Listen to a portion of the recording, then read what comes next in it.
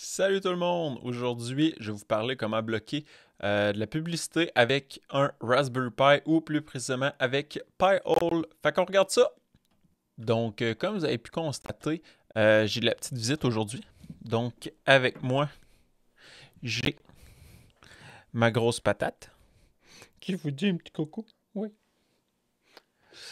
Pas à déranger pendant qu'il fait dodo. Fait que c'est ça. Aujourd'hui, dans le fond, ça va être un projet pour bloquer la publicité avec un Raspberry Pi. Un Raspberry Pi, si vous ne savez pas c'est quoi, ça peut être un petit engin comme ça. Donc, c'est tout petit, c'est la grosseur de ma main. Ou, comme on voit à l'écran, c'est un mini ordinateur avec plusieurs ports.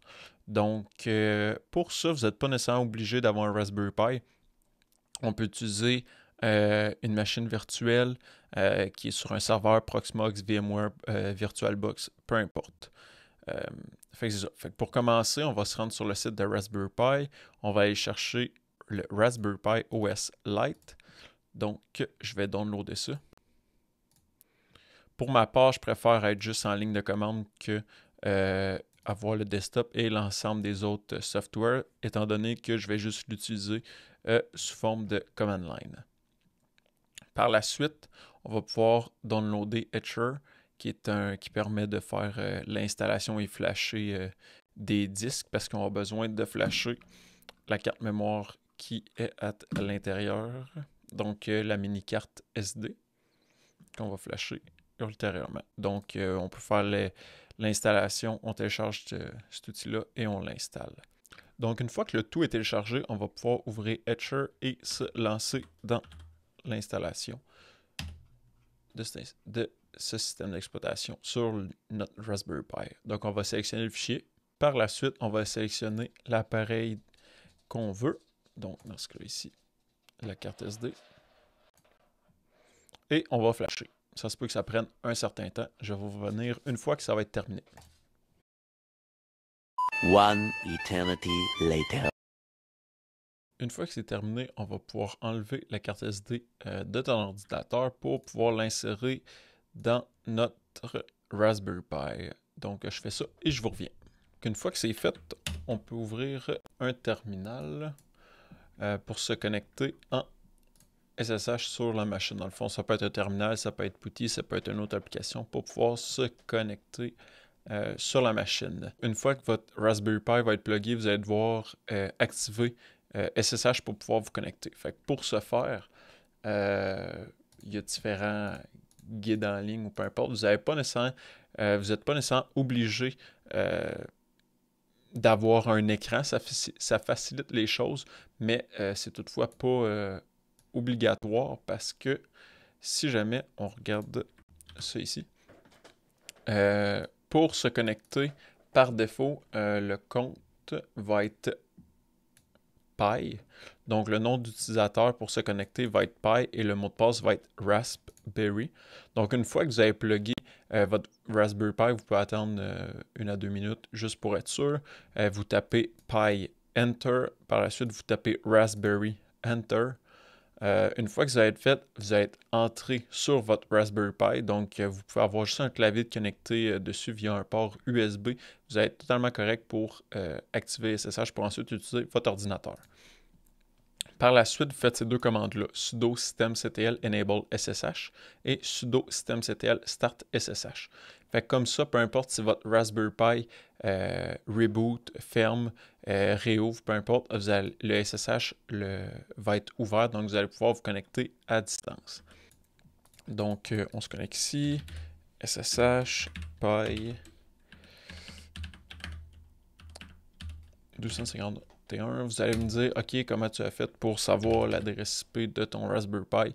J'ai été voir au niveau de mon routeur pour savoir son adresse IP. C'est sûr que c'est beaucoup plus facile si vous vous connectez directement sur la machine avec un écran. Donc, comme ça va être plus facile de voir ces informations-là. Mais toutefois, une fois que vous allez être connecté dessus, vous allez pouvoir faire ifconfig. De cette manière-là, vous allez pouvoir voir l'adresse IP si jamais vous êtes plugué à un écran. On va utiliser un script pour pouvoir l'utiliser et faire l'installation. Donc, on va aller chercher l'installeur et on va l'exécuter.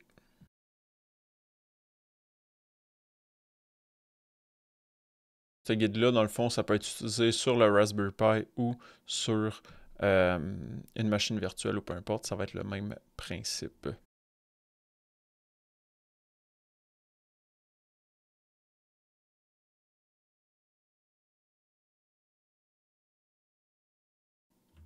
Ce qui est recommandé, c'est qu'une adresse IP statique, donc pas DHCP pour pas que l'adresse change au fur et à mesure. Donc,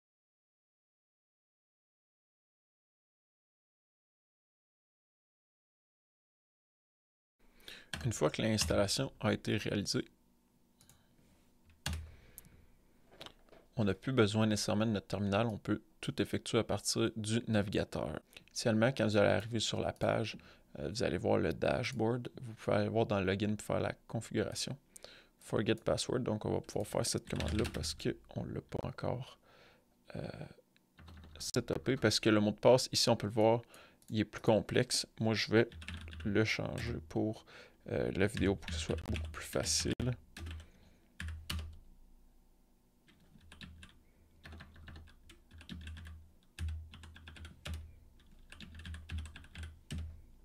Je conseille fortement de mettre un mot de passe secure et pas forcément utiliser un mot de passe qui vous vient en tête, utiliser le gestionnaire de mot de passe comme je vous ai parlé dans ma première vidéo. Donc une fois qu'on a changé le mot de passe, on peut se connecter. Parce que de la manière ça fonctionne, c'est que ça va bloquer les requêtes DNS. Pour vous expliquer globalement qu'est-ce qu'une requête DNS, par exemple, au lieu d'aller, quand vous allez sur Google, vous allez au lieu vous marquez www.google.ca ou .com. Pour YouTube, c'est le même principe. Dans ce cas-là, dans le fond, le DNS, c'est que ça va permettre de mettre une adresse IP avec un nom de domaine. Donc, si vous allez sur google.com, google.ca, l'adresse IP de tout ça, ça pourrait être 8.8.8.8. Mais au lieu de vous rappeler les adresses IP de tous les serveurs, tous les sites que vous voulez aller, on utilise les noms de domaine avec la résolution DNS. Fait que comme ça, si vous voulez aller sur Google, il y a un serveur qui va pouvoir dire « OK, toi tu veux Google, voici telle adresse IP », puis ça va rediriger vers la bonne adresse IP. Fait que c'est comme un bottin téléphonique en ligne pour pouvoir plus facilement naviguer sur les pages web. Donc dans ce cas-là, la manière que ça fonctionne, le Pi-hole, c'est qu'il va utiliser les adresses DNS puis il va les bloquer. Fait qu'il va dire si jamais tu veux accéder à tel site internet ou à telle adresse IP, c'est dans mes blacklists, donc je ne te permettrai pas d'y aller. Fait comme ça, si jamais il y a les publicités qui vont aller chercher le contenu pour un site spécifique ou peu importe, ça va bloquer directement la requête parce qu'il va dire le DNS n'existe pas, il n'y a pas de site qui existe pour ça. Donc ça va littéralement bloquer à la source. Donc ça va être impossible d'accéder au contenu, ce que je vais vous montrer plus tard, une fois qu'on va avoir setupé le tout. Dans le fond de la manière, ce qu'on fait, on va commencer par ajouter des sites qu'on veut bloquer. Fait qu'on va pouvoir aller dans Group Management, Add List. Et par la suite, je vais vous envoyer une liste de sites qu'on va pouvoir bloquer. Donc, ça, je vais l'envoyer là. Ici, dans le fond, Firebug, c'est un ensemble de listes ça va être des fichiers texte contenant des listes, des noms de domaine qui sont moins recommandables ou que ça serait fortement du tracking, tout ce qui est malicieux. Fait que ce qui est vert devrait pas vous causer de problème. Donc, si vous les ajoutez out of the box, vous ne devriez pas être bloqué par ce site-là. Le bleu, ça peut être plus restreint et ceux qui sont barrés, c'est pas ceux-là que je recommanderais d'ajouter. Pour ma part, ça va permettre de bloquer beaucoup de sites et de domaines. Donc, bloquer beaucoup de publicité. Donc, je vais les ajouter, puis on fera un suivi par la suite.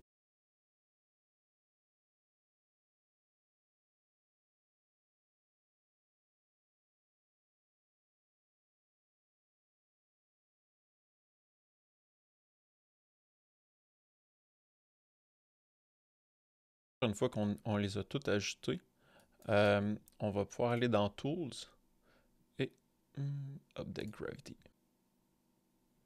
Comme ici, on peut voir que là, ça a été un succès. Donc, on a attendu. On peut voir que plusieurs domaines ont été ajoutés. Donc, si on retourne dans le dashboard, on peut voir que plusieurs domaines ont été ajoutés comparativement à ce qui était initialement là.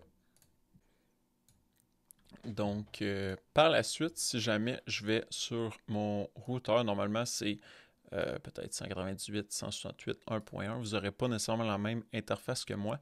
Mais pour ma part, ce que je vais faire, je vais mettre l'adresse IP de mon Raspberry Pi. Fait que comme ça, on va passer par le Raspberry Pi en premier et par la suite, on va utiliser l'autre serveur DNS. Ici, on peut tout de suite voir qu'il y a des requêtes qui ont été effectuées et qu'il y en a une certaine quantité qui vont être bloquées. Pour ma part, je fais un speed test. Normalement, il y a des publicités de chaque côté. Donc ici, on peut voir qu'il y a été des requêtes supplémentaires qui ont été effectuées.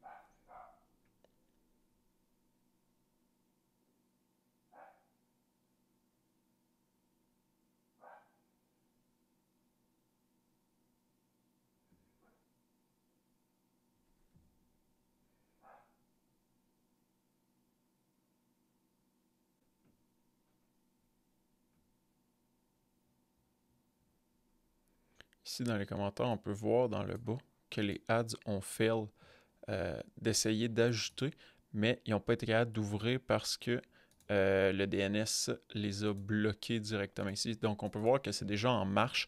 Puis ça, dans le fond, l'affaire qui est super cool avec Pi-hole, c'est que c'est au niveau de votre routeur et de votre réseau.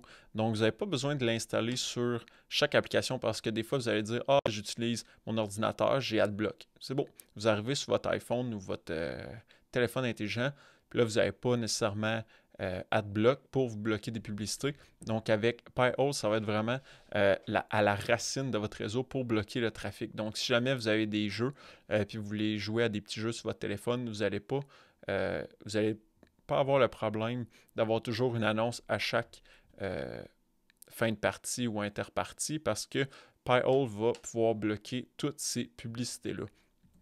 Si jamais vous avez des problèmes, vous pouvez venir whitelister des domaines. Donc, si il se peut que dans les listes qu'on a mis, ça blacklist certains domaines. Donc, si jamais c'est le cas, puis vous réalisez que vous n'êtes pas en mesure d'accéder, par exemple, Facebook, qui n'est pas le cas, mais si jamais vous dites « Ah, ça ne fonctionne pas », vous pouvez ajouter une regex ou le nom de domaine avec, par exemple, si je mets ici facebook.com, j'ajoute le domaine, je mentionne que c'est Facebook, j'ai de la whitelist. Fait que comme ça, tout ce qui va être facebook.com ou avant ça ne sera pas bloqué par le Pi-hole. Fait que c'est sûr que ça peut demander certains ajustements. Donc, plus vous en ajoutez des domaines, plus vous risquez d'être sensible à des petites rectifications avec le temps.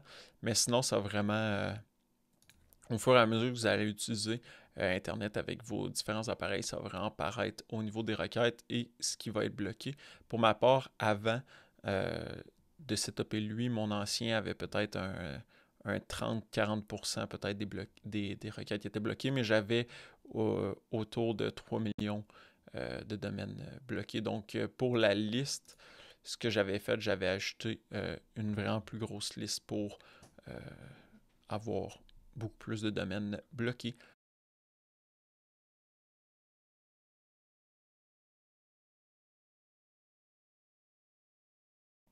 Le point aussi que je voulais mentionner, c'est que en utilisant Pi-hole, c'est sûr que vous allez bloquer certaines requêtes DNS, mais ça ne va pas empêcher d'avoir d'autres requêtes qui vont passer de la publicité, des ads qui vont passer au niveau de YouTube ou d'autres services. Donc, c'est pas parce que vous avez Pi-hole que vous allez nécessairement tout bloquer, mais ça va bloquer une grosse partie des publicités et des ads que vous allez avoir qui va passer sur votre réseau. Donc, pour résumer, je vous ai montré un peu comment installer Pi-hole sur un Raspberry Pi, comment setuper rapidement, ajouter ça sur votre serveur pour pouvoir bloquer différentes publicités sur les différents services qui vous sont offerts en ligne. Donc, si jamais vous avez aimé la vidéo, faites un petit thumbs up, partagez la vidéo en grand nombre, laissez des commentaires plus bas et on se dit à la prochaine. Bye bye!